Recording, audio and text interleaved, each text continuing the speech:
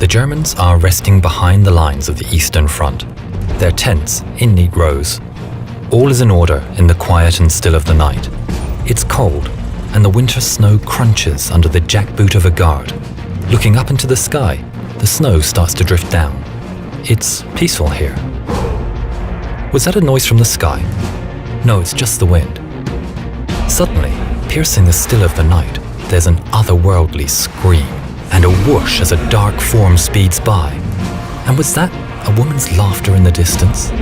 There are no engine sounds, and the suddenly fearful German soldier loses his footing and whispers under his breath, Die Nachthexen.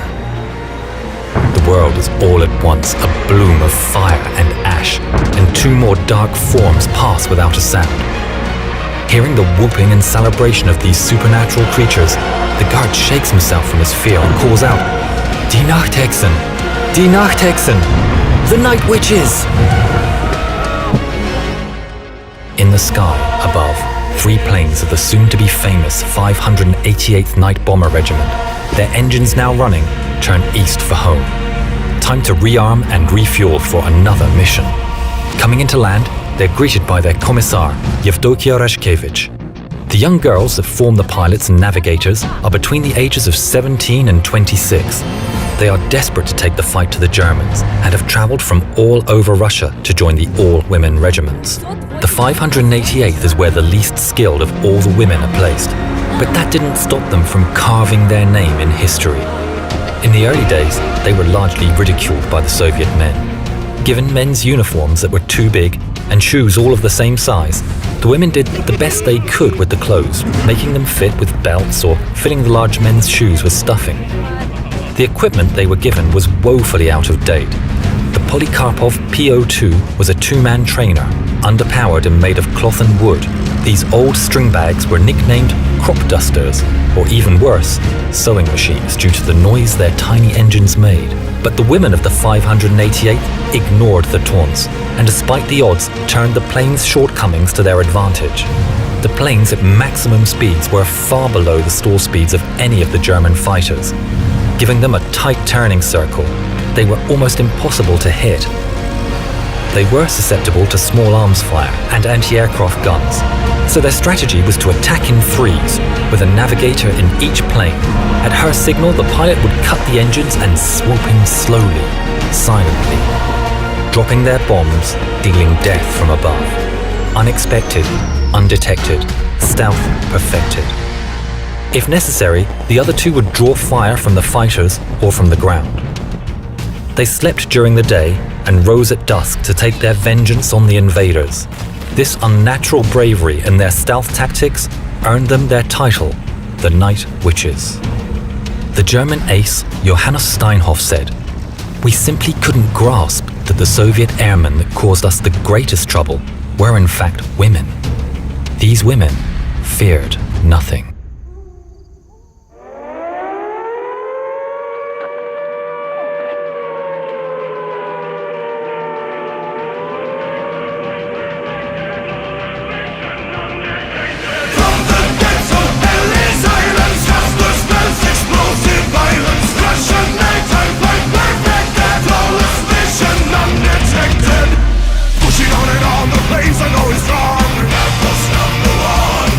Some would